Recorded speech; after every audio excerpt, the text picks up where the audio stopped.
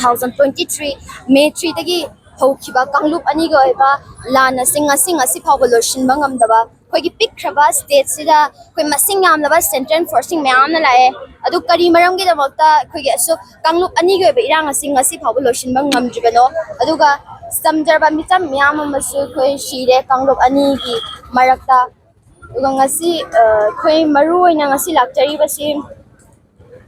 honorable khoi manipur gi unified command asi khoi chief minister masamagna paihanba duga khoi mahirui singbu larik laisu ningthina tamba phanghanbiba akhoi mahirui singna lamjau sorokta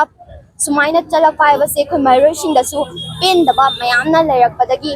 ngasi ma khoi gi chief minister birendo khoi unaningi kaiguma unada taragadi khoi mahirui singi khongjang khoi hantoi aduga khula yaudana lakpa khoi peace rally da center forcing na tongan ba tamcheba khulai singa tiar gas mo pong na jingba sizina ba duso sizina bigeno sitang haijani okay hogi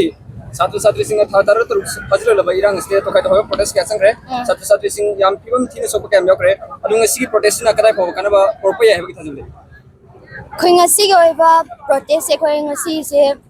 chief minister gi adi chap chaba ma gi decision do khoi khangji phawba de khoi ngasi kai dong lo hantoi mamang da so khoi rally myam cha khre protest myam togre satra masing khangna so khre adu so tumina laisin gre ta singna khoi je nthengam be bare hemanjit gi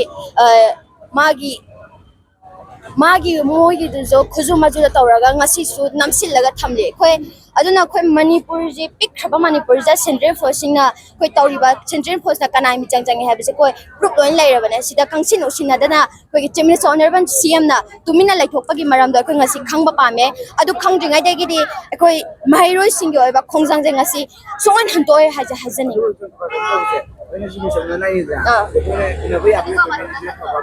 hauji phawgi oine pirakti mongina haidi hu bishari ko aisa da ge hange haibudi lai ro lai hui mana una jana ko ngai dine ko una gari so halu dine ha adu kaino khoi ngasi la iba mairoi gi protesting da khoi asok apan yaw taragadi chief minister na title lobi ga dabani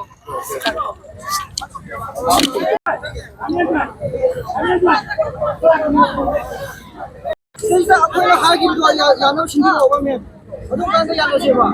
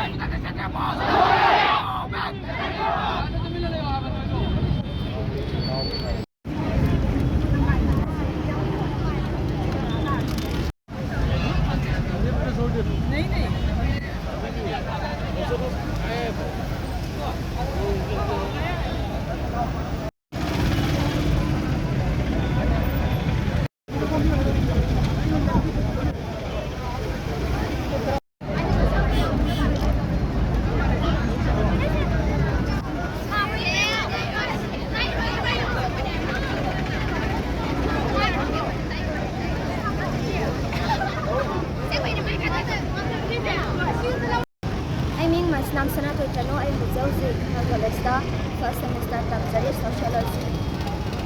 khina hujauzi lecture se maroina chahi amai hinji laglaba 2023 May 3 dagi hokhiba kanglup ani ge ba lan na singa phawwa dum sathaduna leibasi maroina khoi gi centered forcing na lamdam sida jatharo da thabak thong mayam ama sathari basi na maram oraga centered forcing se masa gi maram da hanan kiba duga kagi leiba lengati akagi state forcing dina kholaiba se ngakhan biba duga honorable chief minister masamaso hojauji wariba irang asigi chapsaba decision to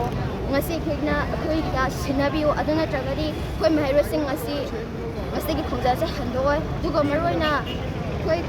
khula yaujada ba khoi mahiro sing na peace rally chapa matamda toan ba central forcing na kamthira ba khulai